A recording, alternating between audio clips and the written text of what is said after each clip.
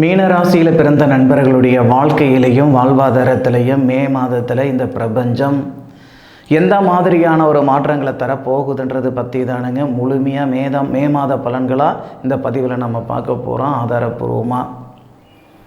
மீனராசியில் வரக்கூடிய நட்சத்திரங்கள், முதல் நட்சத்திரம் குபேரர் பிறந்த நட்சத்திரமான புரட்டாதி நட்சத்திரம் 4வது பாதமும், பிறகு வரக்கூடிய காமதேனு கடவுள் பிறந்த நட்சத்திரமான உத்திரட்டாதி நட்சத்திரம் 4 பாதம், அதன் பிறகு வரக்கூடிய சனி பகவான் பிறந்த நட்சத்திரமான ரேவதி நட்சத்திரம் 4 பாதம். மே மாதம் 1ஆம் தேதி புதன்கிழமை அதிகாலை விநாயகர் பிறந்த நட்சத்திரமான உத்திராடம் நட்சத்திரம் 4வது பாதத்தில் மகர ராசி மகர லக்னத்தில் தானங்க பிறக்கப்பட்டது. அப்போ மே மாதம் மீனராசி நண்பர்களுக்கு சாதகமாக இருக்குமா அல்லது பாதகமாக இருக்குமா, என்ன பண்ண சாதகமாக இருக்கும், என்ன பண்ண பாதகமாக இருக்குன்றது பற்றி தான் முழுமையாக நம்ம பார்க்க போகிறோம். ராசிநாதன், மீன ராசிநாதன் அப்படின்னு சொல்லக்கூடிய குரு பகவான் ராசிக்கு 3வது பாவகத்துக்கு போகக்கூடிய ஒரு தருணம். ராசிநாதன் ராசிக்கு 3வது பாவகத்துக்கு போகலாமா, அது நல்லதா அப்படின்னா 3வது பாவகத்துக்கு போகிறது அந்தளவுக்கு சிறப்பில்லைங்க. கேளப்பா குருபதி 3லேற கெடுதி மெத்த செய்வேனடா வேந்தன் தானும் ஆளப்பாகத்திலே களவும் போகும் அப்பனே அரிட்டமடா சிசுவுக்கு தான் புலிப்பாணி சித்திர சொல்லியிருக்கார். அப்போது வீண் பழிகள், போகாத இடத்துக்கு போனேன்னு பேர், செய்யாத தவறுக்கு செஞ்சேன்னு பேர், நம்ம வீட்டில் களவு போகிறதுக்கு இந்த மாதிரி சங்கடங்கள் எல்லாமே இந்த 3வது பாவகத்தில் ராசிநாதனான குரு பகவான் போகும்போது இந்த பிரபஞ்சம் ஏற்படுத்தும். அதில் மாற்று கருத்து இல்லை. அது இந்த மாதத்திலேயே வந்துருமா அப்படி சொல்லிட முடியாது. ஏன்னா குரு 2025 வருஷம் மே மாதம் 16ஆம் தேதி வரைக்கும் நம்ம ராசிக்கு 3வது பாவகத்தில் இருக்க போகிறாரு. அப்போ இந்த மாத பலன்கள் மட்டும்தான் நம்ம எடுத்துக்க போகிறோம்.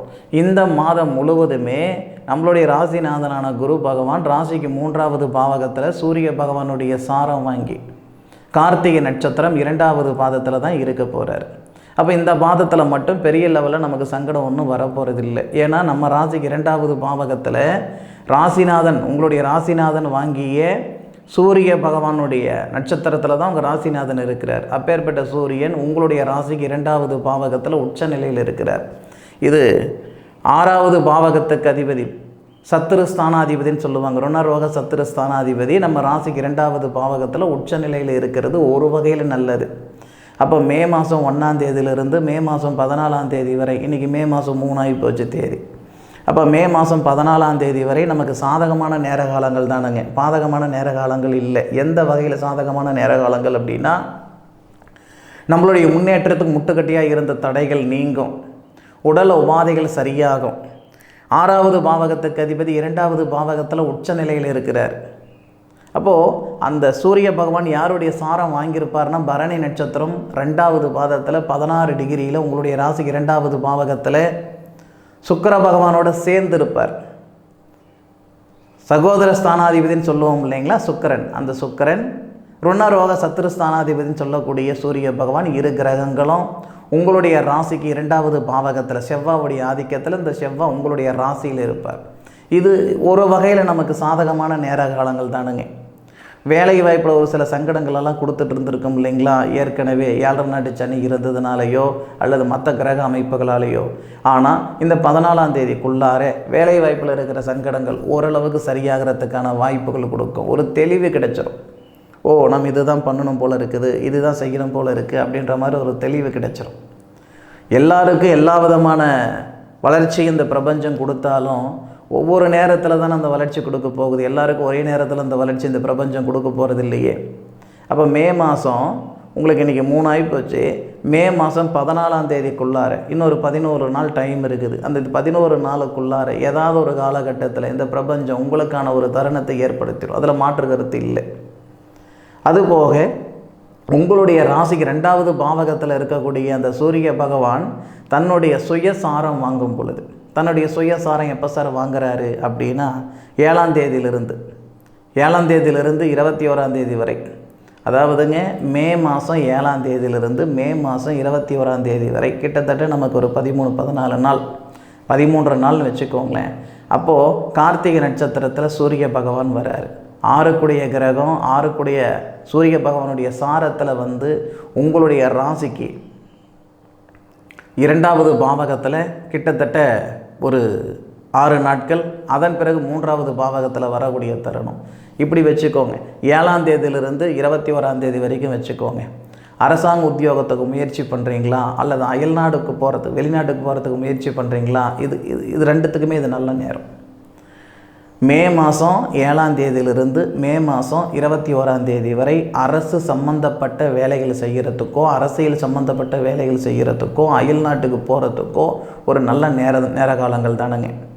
சார் இல்லை சார், எங்கள் ஐயாருடைய வேலை எனக்கு வரணும் அப்படின்னு ஆசைப்பட்டுட்டு இருக்கிறேனுங்க. எங்கள் ஐயார் தவறிட்டார் அரசாங்க உத்தியோகத்திலிருந்து, அந்த வேலைக்காக ரொம்ப மெனக்கெட்டுக்கிட்டு இருக்கிறேன் சார் அப்படின்னா, அப்பேற்பட்ட நண்பர்கள் இந்த மாதிரி நேரத்தை நீங்கள் பயன்படுத்திக்கிடலாம். இல்லை, அரசாங்க உத்தியோகத்துக்கு ஒரு எக்ஸாம் எழுத வேண்டியதாக இருக்குதுங்க, இந்த நேரத்தில் ஒரு அப்ளிகேஷன் வாங்கலாமா, இந்த நேரத்தில் நான் அப்ளை பண்ணலாமா, தாராளமாக செஞ்சுக்கிடலாம். அதை சொல்லிட்டேனுங்களே, அரசு சார்ந்த விஷயங்கள் எதுவாக இருந்தாலும் இந்த நேரத்தில் நீங்கள் செஞ்சுக்கிறது நல்லாயிருக்கும். ஏன்னா சூரிய பகவான் தன்னுடைய சுய நட்சத்திரத்தில் இருந்து உங்களுடைய ராசிக்கு 9வது பாவகம் 10வது பாவகம் அப்படின்னு நம்ம சொல்லுவோம் இல்லைங்களா, அந்த 9வது பாவகத்தை பார்த்து 10வது பாவகம் சொல்லக்கூடிய அந்த குரு பகவானோட சேர்ந்து 9வது பாவகத்தை பார்ப்பார் சூரிய பகவான் தன்னுடைய சுய நட்சத்திரத்திலிருந்து. அது சாதகமான ஒரு மனநிலையை ஏற்படுத்தும். அது போக நாளிடையே 6 மாதமாக எனக்கு தலைவலியாக இருக்குதுங்க, 1 வருஷமாக உடம்புல தொந்தரவுகள் கொடுத்துக்கிட்டு இருக்குது, பார்க்காத வைத்தியம் இல்லைங்க, போகாத கோவில் குளம் இல்லைங்க, பண்ணாத பரிகாரம் இல்லைங்க, இது வரைக்கும் என் உடம்புல இருக்கிற தொந்தரவு சரியாகலை, உடல் சரியாக இருக்குதுங்க, மனசு சரியாக இல்லை, மன அழுத்தம் அதிகமாக இருக்குது. இப்போ இருக்கிறதுலையே மோசமான நோய் எதுன்னு கேட்டிங்கன்னா மன அழுத்தம் தானுங்க நம்ம சொல்லுவோம். இந்த மாதிரி சங்கடங்களும் 14ஆம் தேதிக்குள்ளார, மேக்சிமம் 14ஆம் தேதிக்குள்ளார சரியாயிடும். சூரியன் உங்கள் ராசிக்கு 2வது பாவகத்திலிருந்து 3வது பாவகத்துக்கு போகிறதுக்குள்ளாரவே சரியாயிடும். அப்போது அதே மாதிரி அந்த குடும்பஸ்தானத்தில் சூரிய பகவான் இருக்கிறது ஒரு சில காதலர்களுக்கு சங்கடத்தில் ஏற்படுத்தும். ஏன்னா உங்கள் ராசிக்கு 2ல் சூரியன் இருக்கார் இல்லைங்களா, சூரியன் நமக்கு செவ்வாவுடைய ஆதிக்கத்தில் இருப்பார். அந்த செவ்வாய் உங்களுடைய ராசிநாதனுடைய வீடான மீனத்தில் இருப்பார். ஒரு சில காதலர்களுக்கு கருத்து வேறுபாடு ஏற்படுத்திடும். ஏன் கணவன் மனைவிக்குள்ளார கூட சிறு சிறு சங்கடங்களை ஏற்படுத்திடும். அப்போ அந்த 14ஆம் தேதி இந்த சூரியன் மாறுற வரைக்கும் கணவன் மனைவிக்குள்ளார கொஞ்சம் பாதுகாப்பாக பத்திரமாக இருந்துக்கிறது நல்லது. காதலர்களுக்கு இடையிலேயே சங்கடங்கள் வரும், அந்த சங்கடங்கள் ஏற்படுத்திக்காமல் இருக்கிறது நல்லது. என்னதான் காசு பணம் இருந்தாலும் ஒரு 2 பேர் நம்ம பழகிறோம், 2 பேருக்குள்ளார கருத்து வேறுபாடு இருந்ததுன்னா காசு பணம் இருந்தும் பிரயோஜனம் இல்லை. கணவன் மனைவிக்குள்ளார சங்கடங்கள் இருக்குதுன்னா வாழ்கிற வாழ்க்கையே அர்த்தம் இல்லாமல் போயிடும். அதனால் இன்றைக்கி மே இன்றைக்கி 3ஆம் தேதி இல்லை 4ஆம் தேதி ஆனாலும் உங்களுக்கு அதிகபட்சம் அந்த 14ஆம் தேதி வரை சூரிய பகவான் மாறுறதுக்குள்ளார, வைகாசி 1ஆம் தேதின்னு சொல்லுவோம் இல்லைங்களா, அதுக்குள்ளார முடிஞ்ச அளவுக்கு கொஞ்சம் சூதானமாக இருக்க வேண்டிய ஒரு கட்டம் தானுங்க. அதுபோக உங்களுடைய ராசிக்கு 3வது பாவகத்தில் சூரிய பகவான் உங்களுக்கு 21ஆம் தேதி வரைக்கும் தான் கார்த்திகை நட்சத்திரத்தில் வராரு. அதுக்கு மேற்கொண்டு பார்த்திங்கன்னா ரோகிணி நட்சத்திரம். ரோகிணி நட்சத்திரத்தில் சந்திர பகவானுடைய நட்சத்திரத்தில் சூரிய பகவான் வர்றது நல்லதுங்க. 5க்குடைய புத்திரஸ்தானாதிபதி நட்சத்திரத்தில் சூரிய பகவான் புத்திர காரகனோட சேர்ற நேரம். அப்போ நமக்கு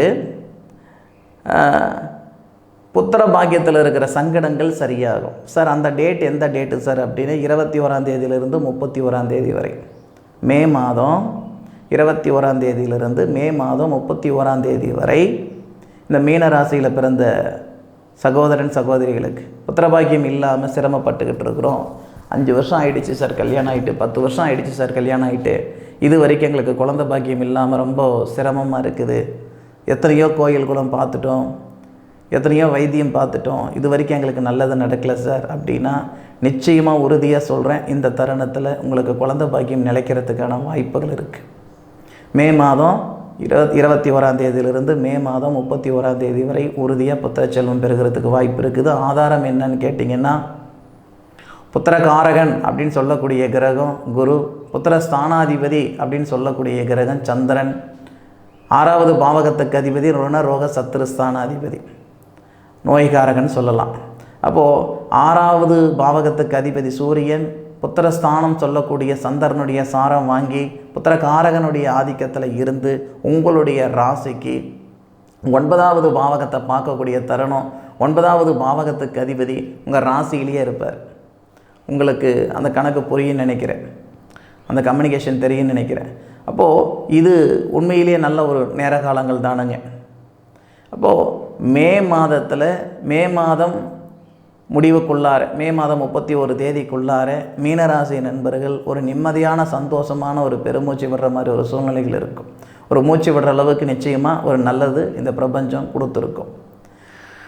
நான் மீண்டும் சொல்கிறேன், பொதுவாக இந்த மீனராசி நண்பர்களுக்கு ராசியாதிபதி அப்படின்னு சொல்லக்கூடிய கிரகம் வந்து குரு. மீனராசி நண்பர்களை என்ன சொல்லுவாங்கன்னா, கலவர மீனில் நலவர மீன் சொல்லுவாங்க. எந்த ஒரு விஷயமா இருந்தாலும் திட்டமிட்டு செயல்படக்கூடியது, முன் யோசனை அதிகமாக இருக்கும். ஏதோ ஒன்று அவசரப்பட்டு இறங்கிடாமல் ஆழ்ந்து அமர யோசனை பண்ணி தெளிவாக சிந்திச்சு அதுக்கப்புறம்தான் ஒரு முடிவெடுப்பாங்க. அப்பேற்பட்ட நண்பர்களுக்கு ஏதோ ஒரு போதாத ஒரு நேரம் அப்படின்ற மாதிரி ஒரு 16 மாத காலமாக மன அழுத்தம், குடும்பத்தில் சங்கடம், பொருளாதாரத்தில் பிரச்சனை, கடன் பிரச்சனை, ஏன் இருக்கிற வீடு அடமானம் வச்சு பார்க்கக்கூடிய சூழ்நிலைகள் கொடுத்துருக்கும் ஒரு சில மீனராசி நண்பர்களுக்கு. இந்த நேரத்தில் எதை சாப்பிட்டா என் பித்தம் தெளியும், எங்கே போனால் என் கஷ்டம் குறையும் அப்படின்னு நினைக்கக்கூடிய மீனராசி நண்பர்களும் இருக்க தான் செய்கிறீங்க. எங்கிட்டும் போக வேண்டாம், எதுவும் செய்ய வேண்டாம். இந்த நேரத்தில் உங்களுடைய வாழ்க்கை மாறப்போகுது. வாழ்க்கையில் இருக்கிற சங்கடங்கள் தீரப்போகுது. அடுத்த கட்டத்துக்கு வரப்போகிறீங்க. ஒன்றும் சங்கடப்பட வேண்டிய அவசியம் இருக்காது. நிச்சயம் வரக்கூடிய இந்த மே மாதத்தில் ஒரு மாற்றங்கள் மீனராசி நண்பர்களுக்கு வரப்போகுதுன்றது உறுதி. அதில் மாற்று கருத்து இல்லை. காற்றடிக்கும் போது தூற்றிக்கிடணும், வயசு இருக்கும்போது வாழ்ந்துக்கிடணும்னு சொல்லுவாங்க. பட்டம் பார்த்து பயிர் செய்யணும்னு சொல்லுவாங்க. அந்த மாதிரி இந்த தருணத்தில் என்ன செய்யணும்னு நான் சொல்லியிருக்கிறேனுங்க. அந்த விஷயங்கள் செய்யுங்க. நிச்சயமாக நல்லது நடக்கிறதுக்கான வாய்ப்புகள் உண்டு. என்னுடைய காணொலியை முழுமையாக பார்த்தமைக்கு மனசில் இருந்து மனமார்ந்த நன்றிகளை சொல்லிக்கிறேனுங்க. மீண்டும் அடுத்த ஒரு அற்புதமான தருணத்தில் உங்கள் அனைவரையும் சந்திக்கும் வரை உங்களிடமிருந்து விடைபெறுவது உங்கள் வீட்டு ஜோதிட நண்பனான மா காளிதாஸ் மணிகண்டன். திருச்சிற்றம்பலம். வாழ்க வையகம், வாழ்க வளமுடன்.